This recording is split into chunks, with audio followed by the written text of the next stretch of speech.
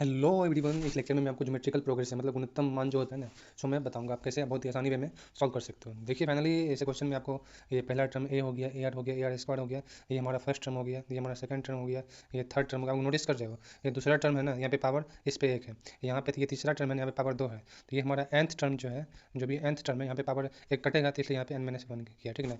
जो last term निकालना है टी एन निकालना है, तो टी एन निकालने के लिए क्या करना पड़ेगा, a r to the power n-1 जो है, ये जो है हमारा, ये हमारा लास्ट टर्म ही है, ठीक।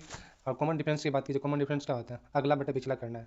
कॉमन डिफरेंस जब भी निकालना हो अगला बटे पिछला, मतलब ए आर बटे ए, चाहे जो भी हो अगला बटे पिछला करेंगे, कॉमन डिफरेंस सबका सेम निकलेगा, ठीक है। दिस सम करना हो तो सम करने के लिए सिंपल है, जो भी आपको दिस सम निकालना हो, जितना आपका मान दे रखा है ज्योमेट्रिकल प्रोग्रेशन में जो भी सीक्वेंस में दे रखा है उनका सम करना हो, तो सबसे पहले क्या करना है, first term a r to the power n-1 बटे r-1 करना है। ये n तो पता है, नंबर ऑफ टर्म हो गया, r हमारा कॉमन डिफरेंस हो गया जो अगला बटे पिछला निकाले हैं, कॉमन डिफरेंस में इतना तो समझ में आ गया। चलिए ये कब अप्लाई करेंगे, जब आपका आर जो है ना ग्रेटर देन 1 हो, जब भी कॉमन डिफरेंस आपका आएगा एक से बड़ा हो तब इस फार्मूला को अप्लाई करेंगे, ठीक है।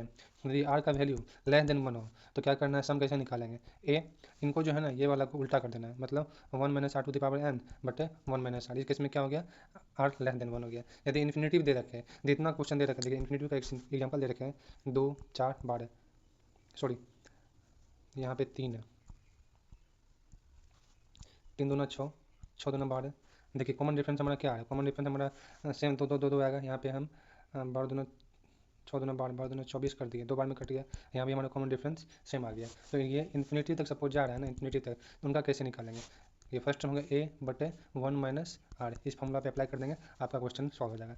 मैं इनका क्वेश्चन भी करवाऊंगा बहुत ही जल्दी। पहले मेरा टारगेट है कि नंबर सिस्टम का शॉर्ट वीडियो आराम से पहले कंप्लीट कर दें, उनके बाद मैं इनका क्वेश्चन भी निकल कर सॉल्व करा दूंगा।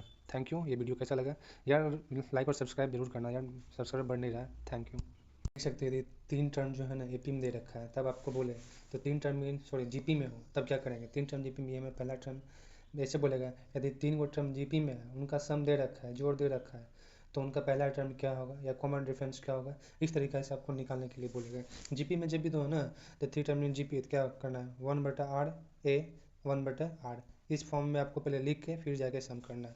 यदि फोर्थ टर्म इन जीपी बोले ना, तो 1/r Q, 1/r A R और ए आर क्यू हो गया, इस फॉर्म में आराम से कर देना है।